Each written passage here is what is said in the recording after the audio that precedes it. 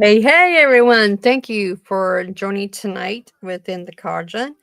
And I want to introduce to you my lovely co host, Medium Red. Hi, everyone. And Hi, Chrissy. hi. And, we have a guest tonight that is amazing. Uh, we just found her. Sometimes in the universe, we just connect you to people that it's like, hey, you guys could be friends. So, who is our guest tonight? I would like for you to introduce her. Well, we have a wonderful soul from all the way from Tennessee. Emily Ann is a psychic medium, empath, and she's a modern day granny rich. So I'm really excited to talk to her about that. I've already had the pleasure of being on her podcast with Galveston Paranormal, and I can't wait to chat with her more tonight. I've missed her. So without further ado, welcome, Emily Ann. Hi, hon. Hi, how are you tonight? I'm so We're glad to doing be here. great. Thank you so much for having me. I appreciate it. Absolutely. Yes.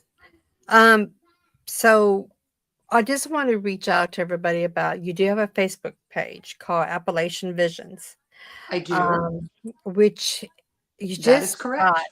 yeah, you just had it since October of 2025, right? Or 24? 25. 25. And you already got Correct. 3,000 I just officially started it. and you already have 3,000 I do. followers. And they're legit followers. That is Legit, amazing. no bots, no nothing like that. They're legitimate people that That's yeah, amazing. it's growing every day. I've got a huge market in Australia and the UK and Scotland and a lot in Scotland and a lot in Canada, believe it or not. I was really shocked about that. There's a lot of people who want to know more about what I do, and it's been very flattering. I really appreciate every single follower. That's I awesome. That's really good news too. I do have the link that's scrolling across the screen. It's also in the chat too. So everybody please, check it out. Join her Facebook. And if you do, just tell, hey, I saw you in the podcast last night. So So I would love Emily, that. That would be so great. you're welcome. Emily Ann, tell us a little bit about what is a granny witch? Well, I am a seventh generation granny witch, and if in the vernacular, I think it would probably be they're healers, midwives, herbalists, but they pulled the moniker of granny witch, and I think a lot of people think that is a very negative connotation. It's like some evil old woman that lives back in the hills somewhere, and eats children and that kind of thing. But in actuality, I did an ancestry, and I found I'm the seventh generation I have found so far. I'm getting ready to move the ancestry search over to Europe.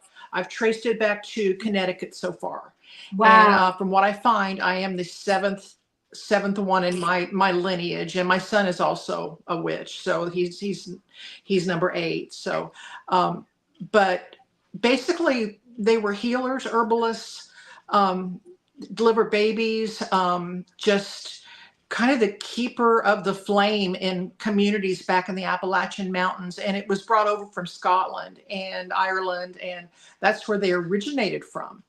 And there's just so much, as I've been doing my research, that I didn't even know. And I'm in the process of writing a book. And I kind of wanted to write the book just for me to have a something to pass down to my son and whoever else is interested.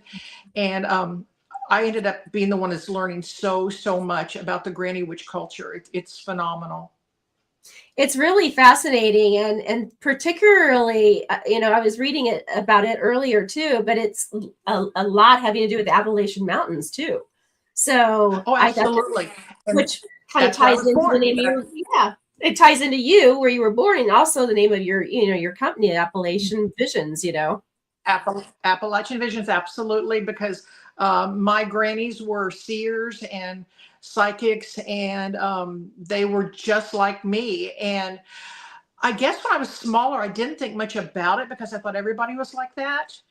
And I just kind of went about living my life and didn't think a whole lot about it. And then I realized as I got older and started kind of putting two and two together, like, everybody isn't like this. So I just kind of kept it hidden. But my family, they were definitely the granny witches, but they called them healers. I think granny witch is kind of a newer term, Yeah. because a healer doesn't mean anything in the paranormal world. Right. At least not from what I'm doing.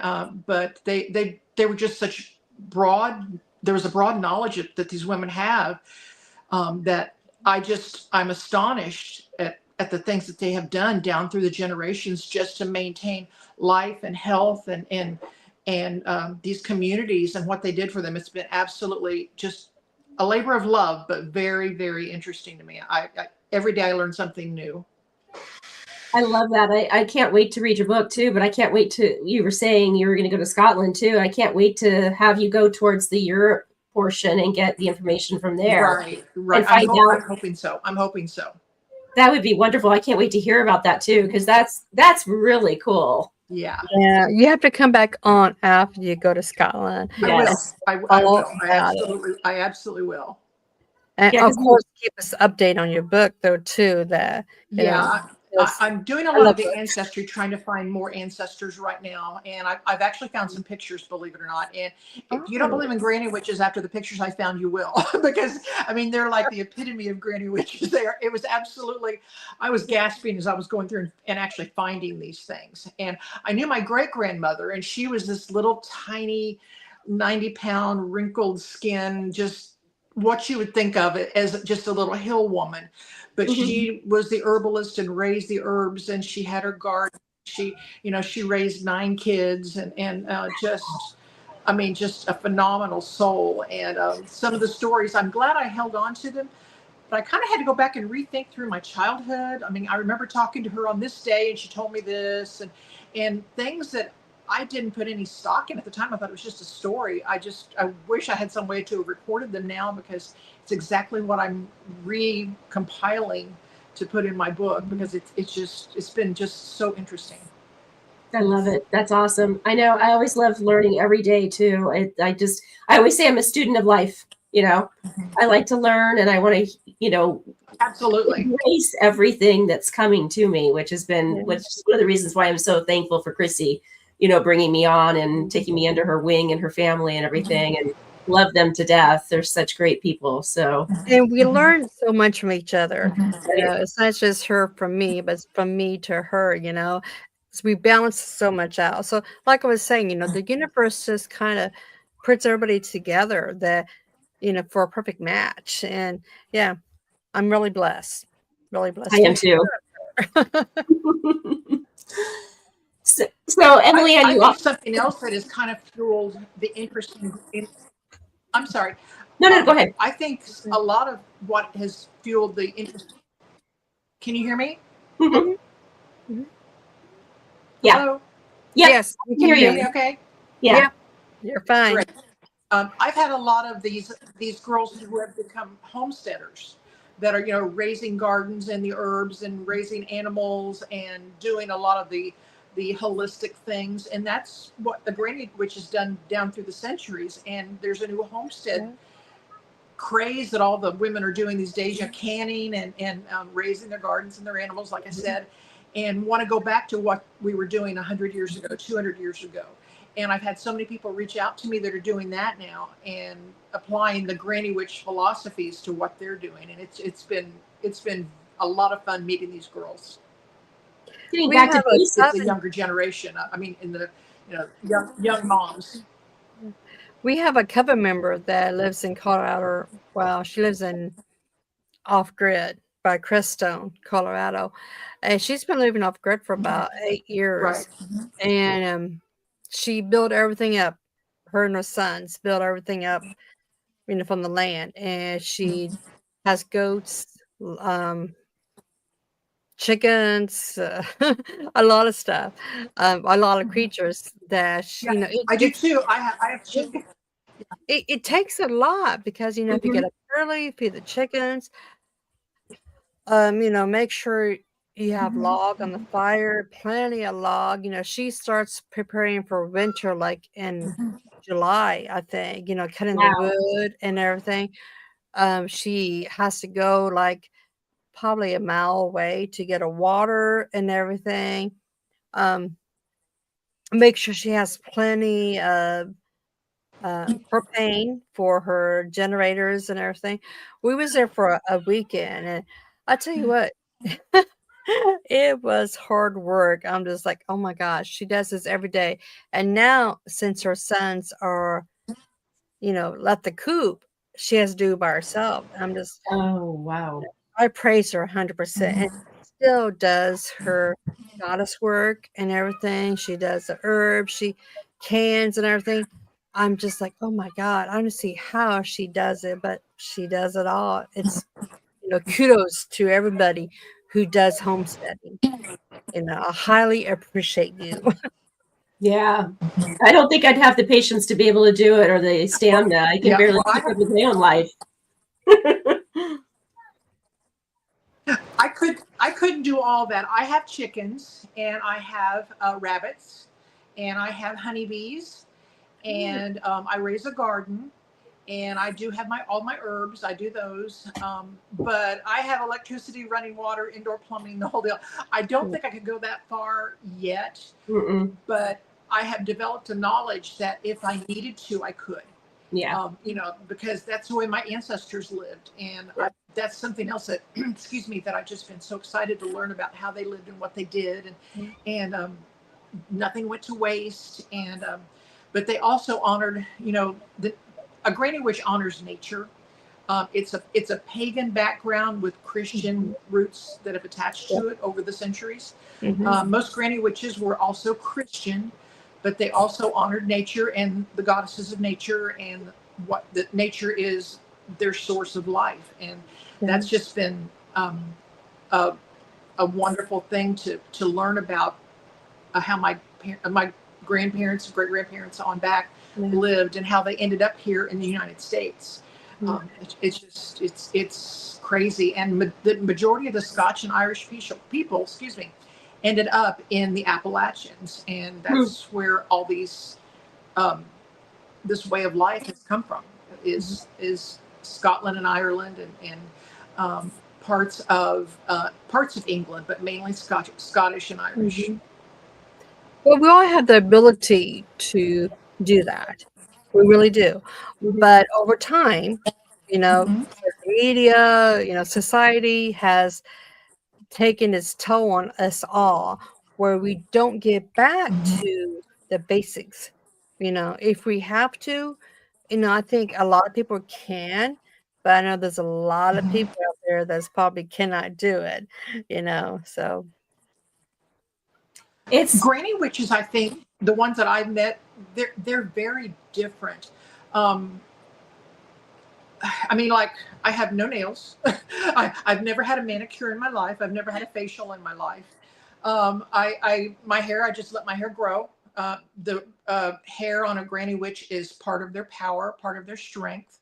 I'm not a vain person at all about, I see these things on TV. I don't watch much television, but what I see, these people are just all so vain, and they're spending thousands of dollars on shoes and purses. And most of the summer I'm barefoot. I don't even wear shoes, or I don't even think I own a purse. I mean, I live a different, very simple life.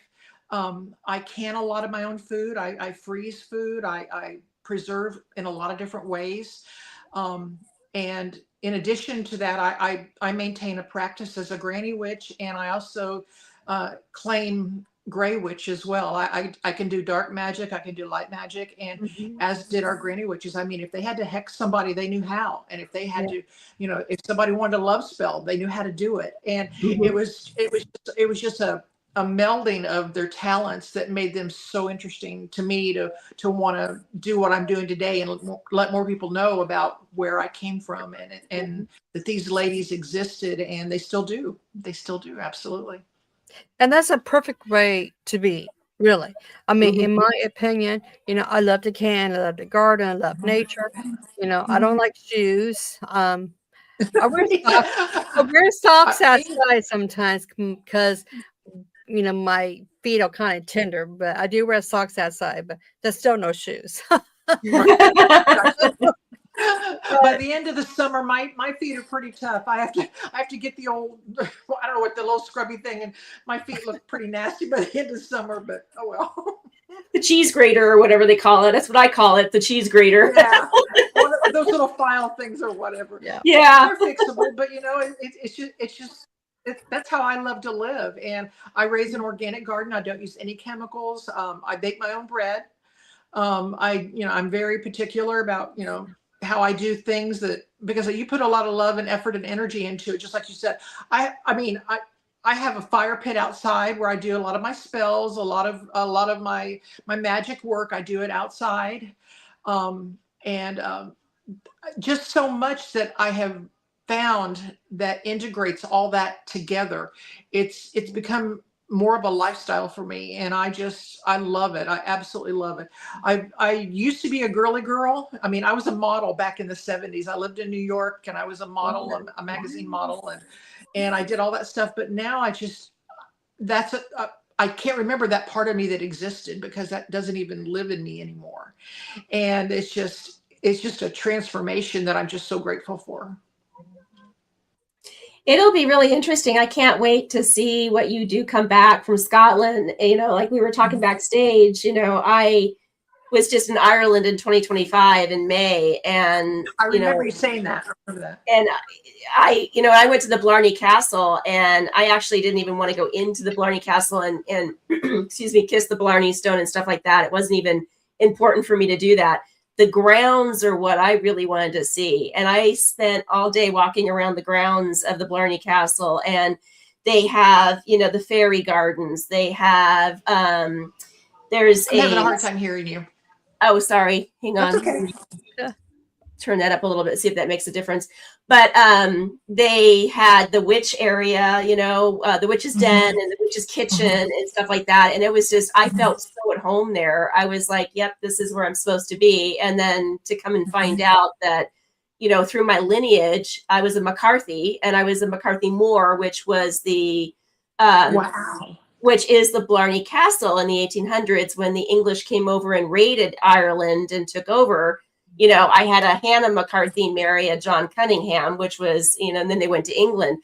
So in talking to the couple that I told you about, that I found out that, we're distant cousins, learning about, the witchcraft, learning about the fairies, learning about, the psychic and the mediumship that I have too and, learning that from them. They're saying that their whole line has been like that. And it's so thick with, witchcraft, with fairies and all kinds of things. So I'm so fascinated to learn even more so now about that and where I come from, just like what you're talking about, Yeah, I took it for granted. And when I was young, I remember things that were obviously paranormal that I saw when I was tiny. I believe I saw cryptids when I was 2 or 3 years old, but I didn't know what it was at the time. I just, you're a child, you're a baby. And I think back on all the events that have happened through my life, and I had to really think, like, this has been going on since I was little. And I was always very attuned to everything, everybody. I always had this literally a sixth sense about everything. And then I got I'd always done it, but I got very sick with COVID when it first started, and I almost died. I'm going to call it a near-death experience, because I did not expect to live. I really did not. And when I woke up from a coma, for 11 days of coma, it was like the world looked totally different to me. It was like this bright mirror was just shining everything. And I saw and heard things that I had seen distantly, but now they were right here in front of me. And it just became overwhelming, because the spirits were talking to me constantly, because I literally think I had gone to the other side and kind of brought it back with me. If that's even a possible thing, I don't even know. But it literally changed my life. And I was a trauma nurse, so I dealt with death and dying every day. Oh, wow. And when I got better from COVID, I never got well enough to go back to work, because I was really, really ill, and I had the long COVID and lots of things, which I'm still fighting, but I'm doing okay. And so I kind of thought, you know what, maybe my gift can help people. And rarely do I ever have a reading that I do for people that they don't tell me you've changed my life. You've helped me more than you'll ever know. And maybe that's my path now. Instead of being helping people in the hospital, maybe I'm helping them from my kitchen table right here. Absolutely. I think that's just like Chrissy was saying, you know, the universe has a way of putting you in the position to utilize your gifts, you know? Yeah, I think so. I think so. And I was actually, my post that was done, I don't know what day it was put up on my page, but they were talking about the bartering, that the granny witches were never paid. They were usually paid in, you know, eggs or, you know, maybe a blanket, or, I mean, it was just like a bartering system that they helped the community, and just things like that. I think it's almost a lesson the way the world is today, because there's such uncertainty and we're not sure of what's going to happen tomorrow. I mean, will we be able to have food? Will we have medicine? You know, and the granny witch, they survived with just what they brought from nature, and not only did they survive, they thrived, and they were the center of the communities. I mean, they were, like, I guess in this today's world, they'd be like the Chamber of Commerce of one, you know. But when they were in a community, they were respected. But then, of course, they had people that were naysayers saying that they were witches or whatever, to stay away from them. But I think, knowing my ancestors, that didn't bother them, because it doesn't bother me. I get called a witch a lot. I get people that are scared of me. I worked with a girl when I was in the trauma unit, and she told me one day, she says, I don't know what it is about you, but I'm very scared of you. And I said, well, Wow. yeah, you don't have to be scared of me. I mean, and they didn't know what, I always kept it very, nobody knew. Right. But I think she picked up, I think she was a little bit psychic herself, and she knew that I knew, and she didn't know how to deal with it. But I have that happen as well. So it is what it is, I guess. Yeah, I think people just kind of put off, you know, like a smell, I guess. Not a bad way, you know, but It's a they vibe. know. It's a vibe. Yeah. That they know. It could be things you say. Like, you know, a lot of people always says to me, you know, you're not Christian, you're not Baptist, you know, what are you? Because you talk about peace and love and nature, you know. You're very passive. And I just tell them what I am. They do have a, you know, drawback, like, oh, okay. Like, don't put a spell on me, or don't hex me or anything. I'm being nice to you. But yeah, it's something about those who are really deep with nature that people will know. You know, I mean, I'm not a type of person to curse or anything unless I get really, really mad at somebody. But, you know, so I'm very passive, and I believe in my beliefs so much. It's a passion, you know. I live it as much as I can. I talk about it. I follow it to the max. You know, I'm not perfect, but none of us are. You No, know, of but course not. I think everybody notices that about yourself, and then they kind of assume, okay, should I be afraid of you? Because it's the quiet ones you should worry about, they say. You know? So, You know, a lot of people tell me it's my eyes. When my son was little, he used to, if he was bad, I would give him the mom look, and he called it devil eyes. He says, "Don't give me devil eyes; it scares me." And then he ended up being like I am. But I have a lot of people look at my eyes and they're like, "Oh." I did a podcast with a woman a couple months ago now, and the minute I came on, she had never seen me, met me, knew nothing about me, and she's like, "Oh my gosh!" And she says, "Look at those eyes." She says, "I would never want to cross you," and I never thought of it that way. Only 2% of the people in the world have green eyes, but the majority of them claim witchcraft, and I didn't know that until the other day. I read an article and it just fascinated me. I have green That's eyes. My son interesting. has green eyes. Every relative that I know that had the skills that my son and I do also had green eyes. And I just think that's very strange that, but people are very, not all, some are leery of me. They don't know how to, they know I'm different, but they don't know how. So yeah. Yeah, see, your eyes to me are beautiful. I mean, the first time I saw you on the podcast, I was like, oh, I felt kinship is what I felt instantly. Well, we're the same though, so we understand each other. But Right. I think people fear what they don't understand, They Right. do. and people don't understand me until they get to know me. And Well, I'm and sure you've gone through the same thing. I do the same thing. I am somewhat kind of standoffish to people in a sense until I get to know them. And then I'm actually like a very open book to them. But I've had people comment about, and the same thing like you've talked about, like I have to put things together. Like my mother always used to call me the green-eyed monster. I couldn't figure out why. But when she would make me mad, my eyes, and my husband has said it too. He goes, I do not like making you mad because your eyes go from like this pretty aqua green color to full on green, like green-eyed monster. So when Mine are the same way. yeah, Mine are the very same way, and my son as well. We have the exact same eyes. It's very weird, but yeah, I run into that fairly often, and I try to. I think I overcompensate trying to be nice because I would never want to scare anybody. right. But I do know the level of power that I have, and I believe it's an ancestral power, and I don't ever want to minimize that, but I don't want anybody to fear it either because it's something that I think it's a gift through the generations, and they have a real place in this world and a real purpose, and that's what I try to think of every day. I agree. That's awesome. Absolutely. I know my oldest granddaughter has one green eye and one blue. And Oh, yeah, so she scares a lot of her classmates when she was in school. They used to call oh, her names. I forgot what they used to call her, but it was not a very nice name. But and Yeah. she was just born that way. There's a word for it. I can't remember it, but she was born that way with one blue and one green, and very beautiful eyes. And then later on, it started changing to like a hazel. The blue did. oh, So she wow. has like a hazel now and a green eye. So it's kind of weird, but it could be just it's not a disease or something. It's something they get from birth. I'm not for sure what it is exactly. Huh.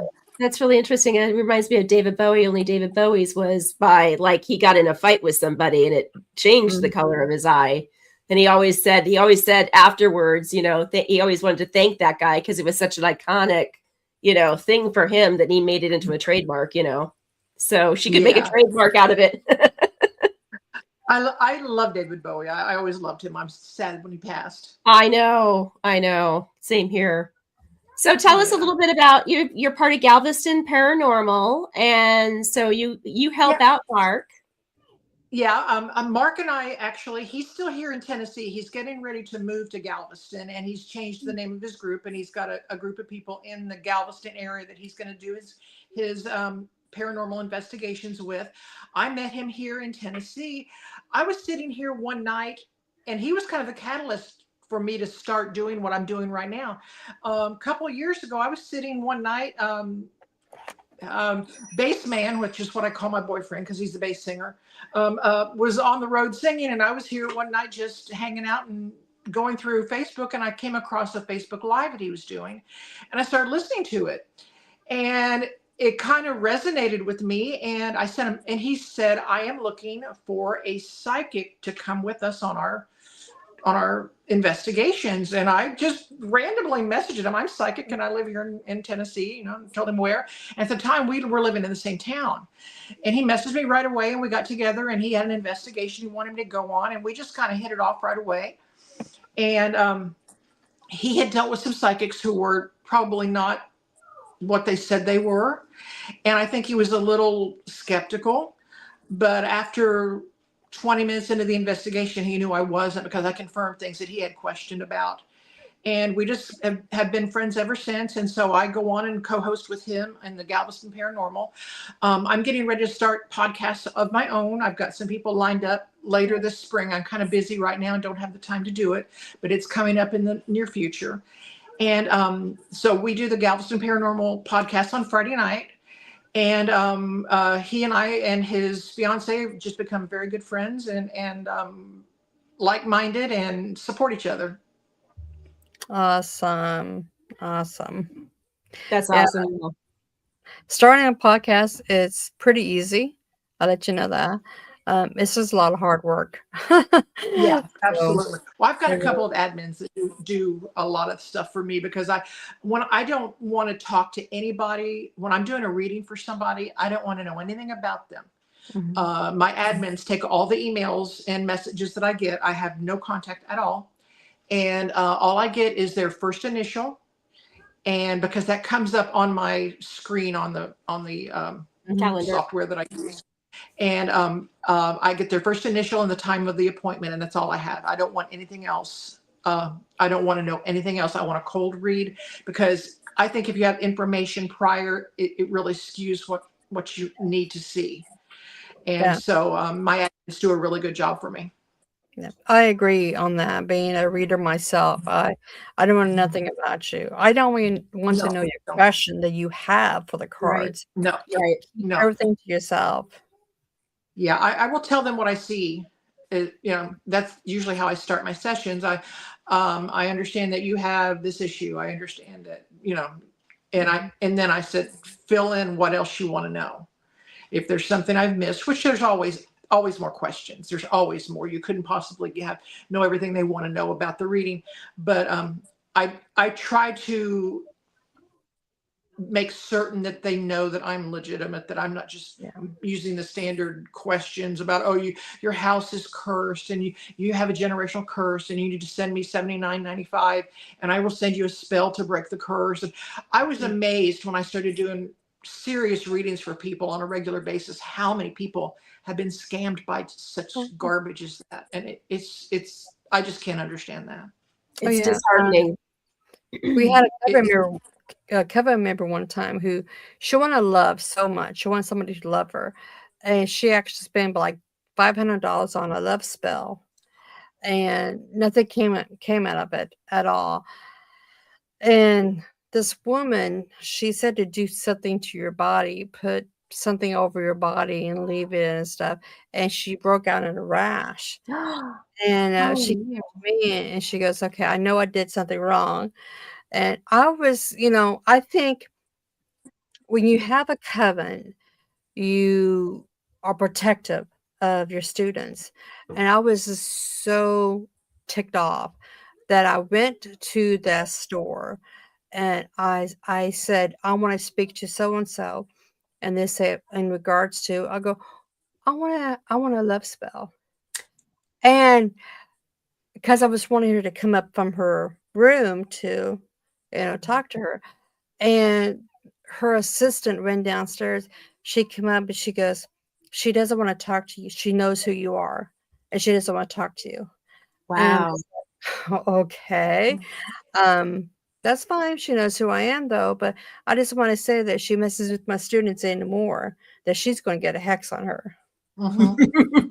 You know, I was just mad because it Yeah. was ridiculous. I hate it when somebody spends hundreds of dollars on something when somebody else can do it for free will donation or Absolutely. That's what I very, do. very small. Yeah, I don't. I have a 501(c)(3). Mine is a charity.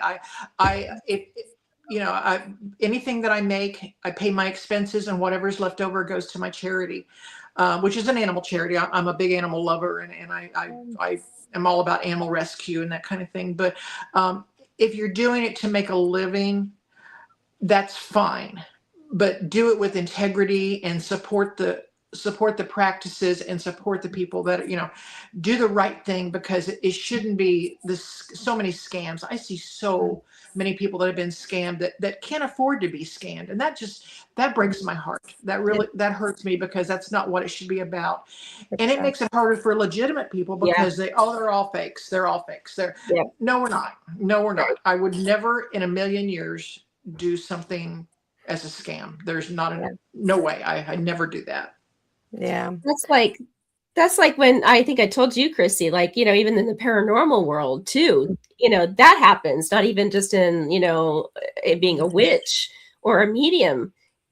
We had a situation where we had an apartment complex where two apartments literally side by side were experiencing the same particular paranormal activity. One the one apartment contacted a local group here, and I honestly don't know the name of it. If I did, I would kind of say something, but they literally charged the people $2,000 to come in and do a paranormal investigation.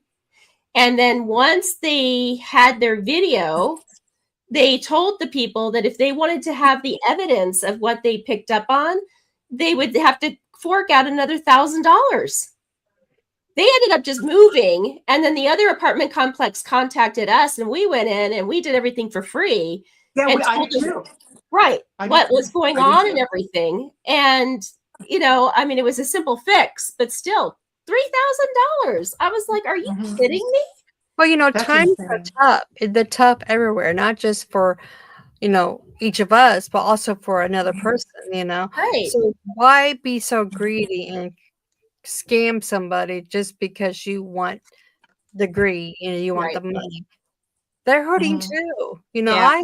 I know people who would sell their food stamps or sell their welfare checks or something, or give you a welfare check and says, "Hey, you know, I want you to have this." You know, I know someone offered me food stamps this is a long time ago, and I'm like, "I'm not taking your stamps. These are for your family." You know, Yeah. if you Right. really want something, if you can't afford it, you know, just let me know. I don't Right. care. Barter with me, you know, if you have Mhm. something. It Yeah. seems like the people that are seeking out comfort or answers in the psychic world are the ones that are the least able to afford to do it, and the ones that are hurting the most. And Right. that's very sad to me. And so when I can do a reading for somebody and legitimately tell them what is going on, and if I can leave them with peace, I feel like I've done what I should do. Right. And it's not about money. I'm a retired trauma nurse, and like I said, and I'm, you know, I'm not able to do what I used to do physically, but I'm able to do this, and I believe it's a service that, of all the things that people seek out in the world, I think this is probably the last thing that you would think would be on the list. But I believe I make a difference, and Colleen, I know you do too. I know you Mhm. do. Yeah. Yeah. I mean, it makes it, you know, Mhm. from the standpoint of just even like, you know, within the cauldron, you know, I've done that too, where I've done little mini classes and things like that. And it's a nominal fee for teaching a class.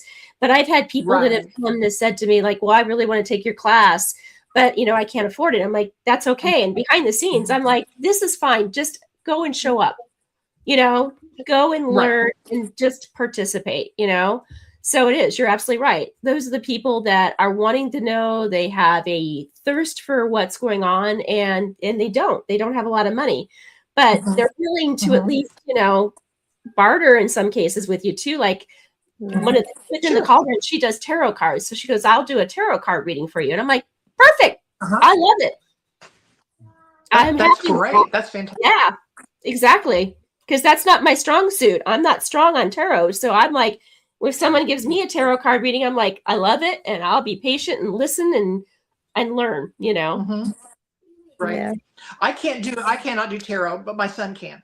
And we have like gifts, but we also have different gifts. So Yeah. it's good when you can have a variety of things like that, because you've got a lot of tools in your entourage of tricks that you can pull out and help people in a lot of different ways. Yeah, exactly. Exactly. I agree. Absolutely. Yeah, I had a woman reached out to me. It's been back in the November, maybe before the holidays, and she said, I don't believe in ghosts, I don't believe in psychics, I don't believe in any of this, but she says, I think my house is haunted. I'm like, okay, what's going on? You're like, And well, I didn't get any feeling right away. I got it like zero, just like nothing. I got nothing, and that's unusual because I usually will pick up on something. And I said, okay, tell me what's going on. And she says, I have this sound coming out of my fireplace. And she said, it's at random times, middle of the night. I picked it up on my security camera. She went down this whole list of things that around this fireplace. And fireplaces sometimes are the center of a haunting. They can be. I mean, because they have access to go up through the chimneys. Yeah. It's usually where people gather and they draw spirits. I've seen this. And I said, I just had this feeling that it wasn't anything.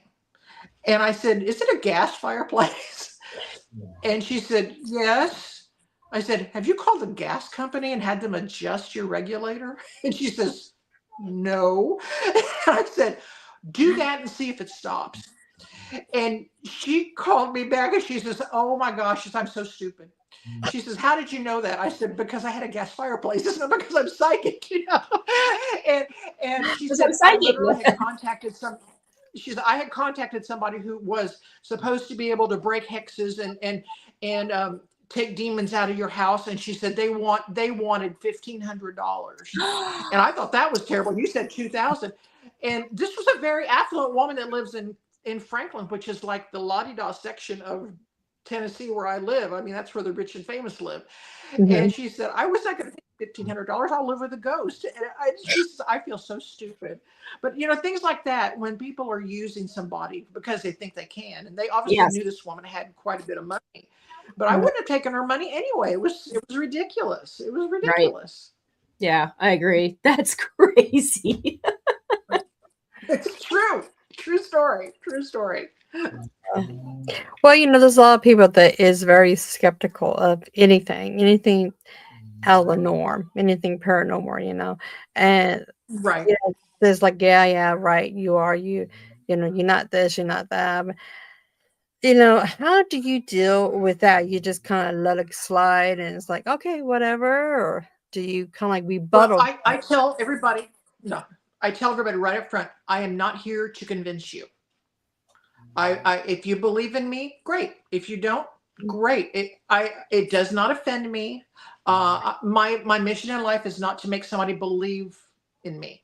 Right. I can only tell you what I see, what the spirits allow me to see. I would never tell you something horrible, death, dying, morbid. I don't do anything like that. Right. I think a lot of people are afraid of readings because what you're going to say to them. You're going, oh, you're going to die next year. No, you don't do stuff like that. That's only God knows when you're going to take your last breath. Right. And I don't like to tell people the future because people have free will. Right. And that can change your future. So I don't do that. I only tell you what I see, what the spirits allow me to see. And if you believe me, great. If you don't, that's fine. But I usually try to include something in my reading, usually something very minute. This girl that I was doing a reading for, maybe a month ago, she was looking for future questions, which like I said, I don't do that. But I had felt that she has some issues with her father, and I said, don't tell me, just let me talk. And let me tell you what's going on. And I still don't think she believed me. And I said, well, your dad's telling me that you bought your son a pair of blue pajamas last week with trucks on them. And her face just went pale. And she says, how did you know that? I said, your dad was with you. I said, he was right there with you and your little boy. I said, and he told me he liked those blue pajamas with the trucks on them. And then she just burst into tears. And then she says, what else did he say? And then she opened up. She realized that you can't make this stuff up. Right. I mean, I wouldn't anyway. Even if I wanted to make something up, I wouldn't tell you something I don't absolutely see. Right. And then I started telling her some other things. I knew she and her husband were having some issues, and I just told her, I said, don't fight. I said, pick your battles. And then she started crying again. She says, how did you know that? I said, because I see what's going on in your home. I said, I know. And I mean, it's not like I'm a window peeper or a stalker or something, but you know, when you can help somebody, I believe you should. Yeah. But sometimes you have to win them over to make them believe that you are who you say you are. But I always try to include that in every reading somehow. And I did a reading for another woman. She wanted to connect with her grandmother. And she says, I've had lots of psychics want to connect me with my grandmother, and none of them have. They said, oh, this woman is this and that. And it wasn't my grandmother. I said, well, I can't say I will, but I will try. Right. And I was telling her some kind of generic things because it was a generic, what I was seeing, it was very generic. There was nothing outstanding about it. There was a woman who wore these little oval spectacles, and she wore an apron, and she had a cotton house dress, and she wore these slip-on shoes. And she's like, yeah. And I said, she has a chair It's got a gingham print on it, and it's like U-shaped with a little ruffle on the bottom. And she's got a magazine stand next to it full of magazines, and she loved TV Guide. She's there's TV guides. And she burst out crying. She said, "How did you know that?" I said, "Because your grandma told me. And I'm seeing the chair your grandma's in." And she actually sent me a picture of it. And that convinced her that I knew that I was actually talking to her grandmother. And I try to win my clients over, not to make them think I'm great or whatever, because I have nothing to do with this. This is a gift from God that I'm grateful for. And I want to use it to the best of my ability to be helpful to people. But I want them to also believe in me to help them. And it's nothing for my ego, nothing for who I am or what I do. I don't want any of that. But if I can help people, which I think I do, I believe I do, I always include that in a reading every chance I get, every single chance I get. So now, I know when we was backstage, she was talking about doing a book, or was thinking about it. So what other projects do you have that you're having a hard time hearing. I'm sorry. Works? What other projects do you have that you're thinking about doing, like writing a book, going to events, being a speaker? What are some of the other things that are coming up in your pipeline, Emily Ann? Like you said, you're writing your book, and I think you mentioned you're going to Scotland. You've got some speaking engagements. Well, I was so fortunate. I don't know if anybody knows who Dr. Kelly is, but she is a huge podcaster. She's got podcasts that literally go around the world, and she's big on Spotify and iHeartRadio. And she does Disembodied Voices, which is a TV show she does. And she asked me to be her March guest. So we recorded the show one day last week, I think it was. And she's released the audio podcast. And I'm like number 4 in the Chicago market, and was number 1 in the UK market. And it's really blowing up. I've had a ton of people contacting me wanting, to know more about me and what I'm doing. And then the video version of it is going to be released in March. And she hasn't sent me the schedule yet, but it's going to be on the Paraflix network. Oh, good. And she's got a huge following, and she and I had a great time filming the podcast. So that is coming up. And I've been asked to attend several Paracons come up this spring. I'm going to be doing a speech at the Serpent Mound Paracon in Ohio in June. And I have another one in June in Seneca, North Carolina. Strange and mysterious. I can't remember the last name of it. I'm sorry, but it'll all be on my Facebook page as these dates come up. And I have several coming up in the fall, and then my Scotland trip hopefully is going to fall into place among all this somewhere. I'm actually writing a book. I think I said that earlier, and it's got a lot of work. It's going to take a while to get it together, but it is something that is in the works. And I'm doing readings just like we're doing right here, right now. You can have a reading if you want one. All the information is on my Facebook page. You can contact me at Appalachian Visions tn@gmail.com, or just through Messenger on my Facebook page, which is Appalachian Visions. My little bio is there if you want to learn more about me on the page, and all my contact information. Awesome. That is really awesome.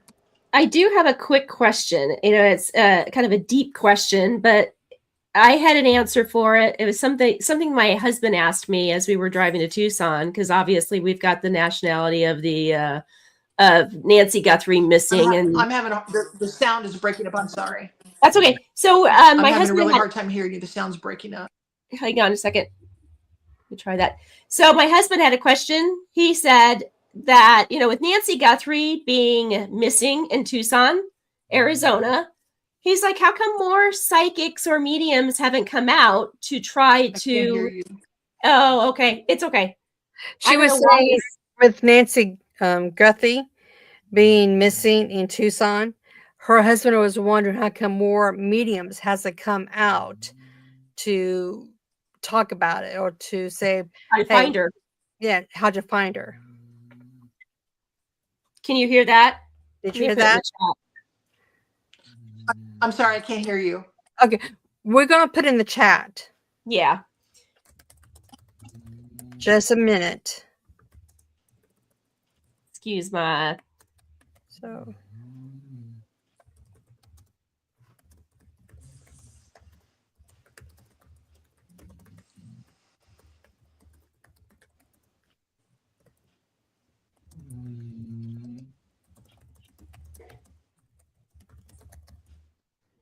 All right. Excuse the misspellings here.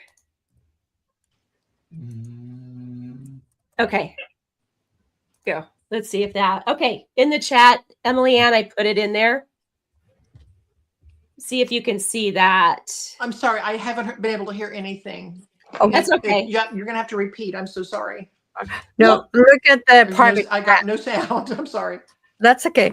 Look at the private chat. You probably can't hear that either. So hang on. You can probably see it on the screen here. Just give me a second.